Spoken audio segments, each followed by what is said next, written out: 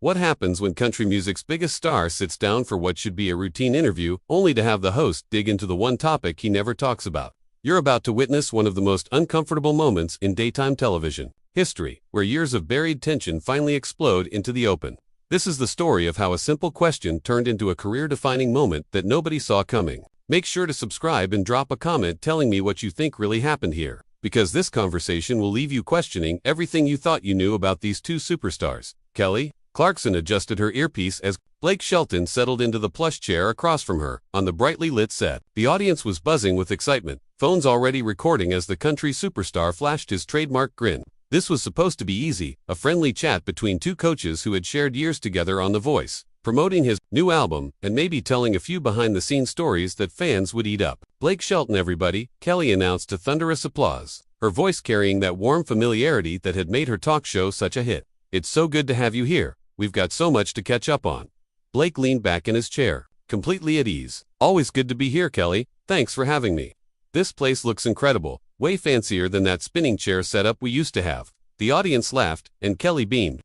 "Oh, don't even get me started on those chairs. I still have back problems from spinning around so much. But speaking of The Voice, I have to ask you something that fans have been dying to know about." Something in her tone shifted, just slightly, but Blake caught it. His smile remained fixed, but his eyes sharpened. "Shoot, you know I'm an open book." Kelly leaned forward, her expression becoming more serious. "There's been a lot of speculation over the years about what really happened during that last season we did together. The tension was pretty obvious on screen, and I think it's time we addressed the elephant in the room." Blake's jaw tightened, almost imperceptibly. "I'm not sure what you're getting at, Kelly. We had a great time working together. Always did." "Come on, Blake," Kelly pressed, her voice taking on an edge that the audience was starting to pick up on. "We both know that's not entirely true. There were some real issues behind the scenes, and I think our fans deserve to know what was really going on between us."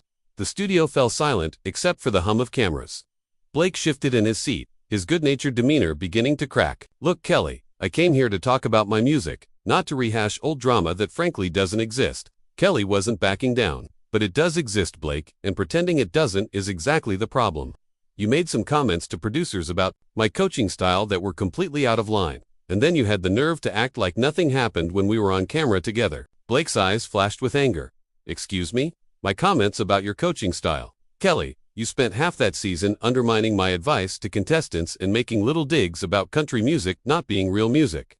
You want to talk about things that were out of line." The audience was dead quiet now, sensing they were witnessing something far more raw and real than the usual polished talk show banter. Kelly's cheeks flushed, but she pushed forward. "That is not what happened, and you know it. I was trying to help those kids find their own voice, not just turn them into Blake Shelton clones like you seem determined to do." "Blake Shelton clones." He sat up straighter, his voice rising slightly. "Kelly, I've launched more careers from that show than anyone else, and you know it. Just because I actually gave honest feedback instead of blowing sunshine doesn't mean I was trying to clone anybody." Kelly shook her head, her own frustration starting to show. "Honest feedback? Blake, you told Sarah Mitchell that her original song sounded like something a teenager would write in their diary. She was 17 years old. That wasn't honest feedback, that was cruel." Blake's face hardened. "Sarah needed to hear the truth about the music industry. I wasn't going to sugarcoat it just to make her feel good. Sometimes being a mentor means being tough. Being tough and being mean are two different things." Kelly shot back. "And the way you talked about her after she left the room was even worse. I heard what you said to the other coaches." The tension in the studio was thick enough to cut with a knife. Blake's hands gripped the arms of his chair. "And what exactly did I say, Kelly? Since you seem to have such a good memory of things. That happened years ago." Kelly's eyes narrowed, and for a moment the successful talk show host disappeared, replaced by the fierce competitor who had fought her way to the top of the music industry. "You said she didn't have what it takes to make it in Nashville because she was too soft, too emotional. Then you laughed and said maybe she should stick to writing songs for Disney movies because at least they like that kind of saccharine garbage." Blake's face went pale, then flushed red. "That was a private conversation between coaches, Kelly. We were supposed to be able to speak candidly about the contestants without worrying about it being thrown back in our faces years later." "Private?" Kelly's voice rose, causing several audience members to lean forward in their seats. "Blake, there were cameras rolling. There are always cameras rolling. And more importantly, Sarah was standing right outside the door when you said it. She heard every word." The country star's composure was cracking visibly now. "How was I supposed to know she was there? And besides, it's not like I was wrong. Where is Sarah Mitchell now, Kelly? What happened to her big music career?" Kelly, stood up from her chair, something that never happened during interviews. She quit music, Blake. Completely. A 17-year-old girl who had been writing songs since she was 8 years old gave up her dream because of what you said about her. She's working at a bank in Ohio now, and she hasn't touched a guitar since she left the show. Blake remained seated, but his voice was getting louder. That's not on me, Kelly, that's on her. If she couldn't handle one piece of criticism, then maybe she really didn't have what it takes. The music industry is brutal, and I was trying to prepare her for that reality. Criticism. Kelly laughed, but there was no humor in it. Blake, you destroyed a kid's confidence because she didn't fit into your narrow little box of what country music should sound like. That wasn't criticism, that was sabotage. Blake finally stood up, towering over Kelly, but she didn't back down. An inch? Sabotage. Kelly, I have spent my entire career helping young artists find their voice and build their careers. I don't need to sabotage anybody, especially not some teenager who was never going to make it anyway. The audience gasped audibly at that comment. Kelly's jaw dropped. Never going to make it anyway. Do you hear yourself right now? That girl had more raw talent in her pinky finger than half the artists getting radio play today. Oh, please. Blake scoffed, his filter completely gone now. She had a pretty voice and could play 3 chords on a guitar. That doesn't make her the next Carrie Underwood. You always did this, Kelly. You fell in love with these sob stories instead of focusing on who actually had the talent to win. Kelly's hands were shaking now. Whether from anger or hurt was impossible to tell. Sob stories. Blake, these are real people with real dreams, not just entertainment for your amusement. And for your information, I picked winners just as often as you did. Winners. Blake's laugh was harsh and cutting. Kelly, when was the last time you heard a song on the radio from one of your voice winners? I can name 3 of mine that are in the top 40 right now. The studio was so quiet, you could hear the cameras worry. Kelly took a step closer to Blake, her voice dropping to barely above a whisper, but the microphones picked up every word. You want to know why you don't hear from my winners, Blake? Because half of them were so traumatized by the way you treated them during the live shows that they needed therapy before they could even think about performing again. Blake's eyes went wide. That is complete nonsense, Kelly, and you know it. I never treated anyone badly during the live shows. Everything was professional. Professional. Kelly's voice cracked slightly. Blake, you told Marcus Johnson that his version of a Stevie Wonder song was an insult to real music. You said it right there on live television in front of 12 million people. A 22-year-old kid who idolized Stevie Wonder his entire life, and you crushed him on national TV. Blake ran his hand through his hair, his confidence wavering for the first time. That performance was rough, Kelly. You can't deny that. Sometimes the truth hurts, but it needs to be said. The truth. Kelly shook her head in disbelief. Blake, that performance got a standing ovation from the audience. The only person who had a problem with it was you, and everyone knew why. Blake's body went rigid. And why was that, Kelly? Since you seem to think you know my motivations better than I do. Kelly hesitated for just a moment, as if she was about to cross a line she couldn't come back from. The studio held its collective breath, because Marcus was getting more attention than your contestant that week, and you couldn't stand it. You had to tear him down to build your guy up. The accusation hung in the air like a bomb waiting to explode. Blake's face cycled through several emotions: shock, anger, hurt, and finally settling on something cold and dangerous. That is the most ridiculous thing I have ever heard. I have never, not once in my entire career, tried to sabotage another contestant for my own benefit. Kelly crossed her arms, then explained to me why every time one of my contestants started getting momentum, suddenly you had something negative to say about them. Every single time, Blake. Maybe because your contestants had problems that needed to be addressed. Blake shot back. I wasn't going to pretend they were perfect just to spare your feelings or theirs. Spare my feelings. Kelly's composure finally snapped completely. Blake, this was never about my feelings. This was about you being so insecure about your own coaching that you had to tear everyone else down to feel better about yourself. The words hit Blake like a physical blow. His face went through a rapid transformation. The mask of celebrity charm completely stripped away to reveal something raw and wounded underneath. Insecure. Kelly, I have sold over 10 million albums. I've had 27 #1 hits, and I've been coaching on The Voice longer than anyone else. What exactly do I have to be insecure about? Kelly didn't flinch at his raised voice. All of that success, and you still felt threatened by a 17-year-old girl with a guitar and a dream. That tells me everything I need to know about where your head was during those seasons. Blake took a step backward, his hands clenched into fists at his sides. You think I was threatened by Sarah Mitchell? Kelly, that is absolutely insane.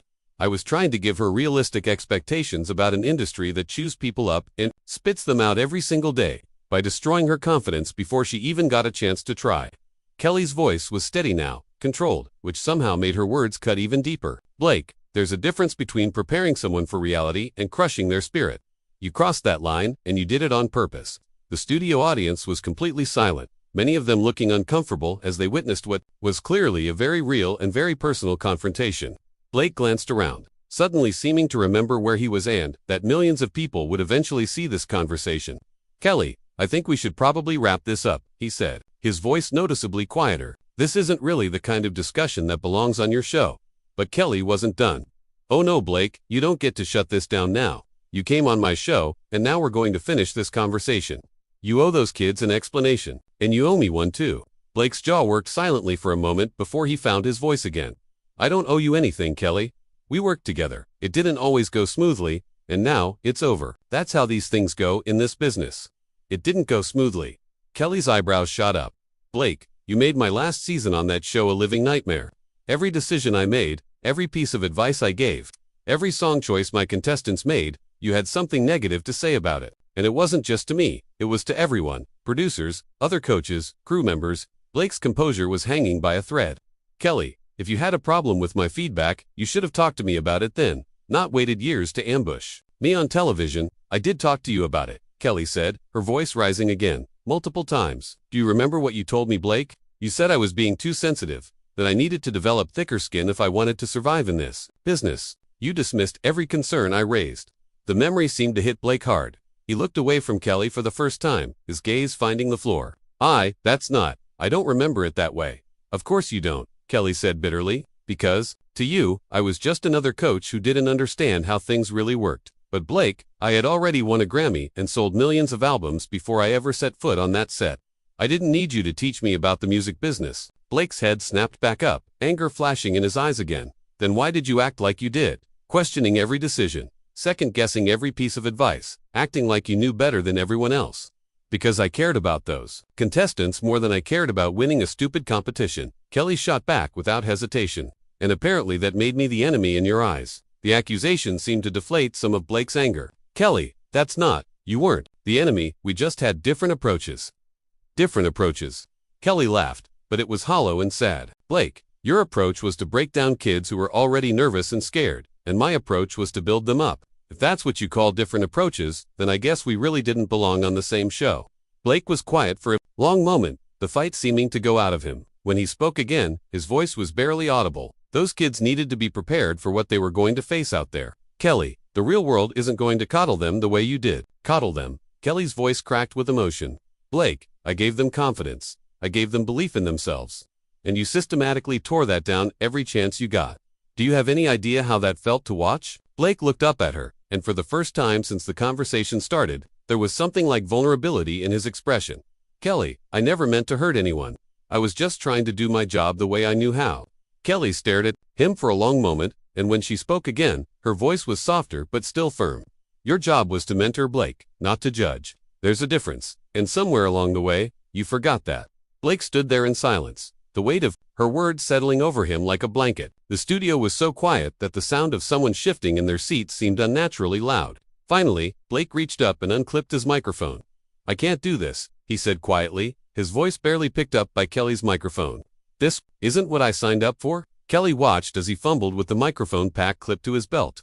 "Blake, we can work through this. We can have an actual conversation about what happened and maybe find a way to move forward." But Blake was already walking toward the edge of the stage. "Kelly, I'm sorry if I hurt those kids. I really am. But I can't sit here and be painted as some kind of villain when I was just trying to help them succeed." "Blake, please," Kelly called after him, taking a few steps in his direction. "Don't walk away from this. We can figure it out." Blake paused at the edge of the stage and turned back to face her one last time. "Some things can't be figured out, Kelly. Some bridges get burned and they stay burned." With that, he stepped off the stage and disappeared into the wings, leaving Kelly standing alone in front of a stunned studio audience. She stood there for a moment, collecting herself, before slowly walking back to her chair and sitting down heavily. "Well," she said finally, looking directly into the camera, "I guess that's one way to end an interview." The camera held on her face for a long moment before she continued. "Look, I know that was intense, and I know it probably wasn't what you expected when you tuned in today, but sometimes these conversations need to happen, even when they're uncomfortable, especially when they're uncomfortable." She took a deep breath and managed a small smile. If you made it through all of that with us, make sure to subscribe to the channel and let me know in the comments what you think about everything that just happened here. Do you think there was a way this conversation could have gone differently, or was this confrontation inevitable from the start? I honestly don't know the answer to that question myself, but I'd love to hear your thoughts.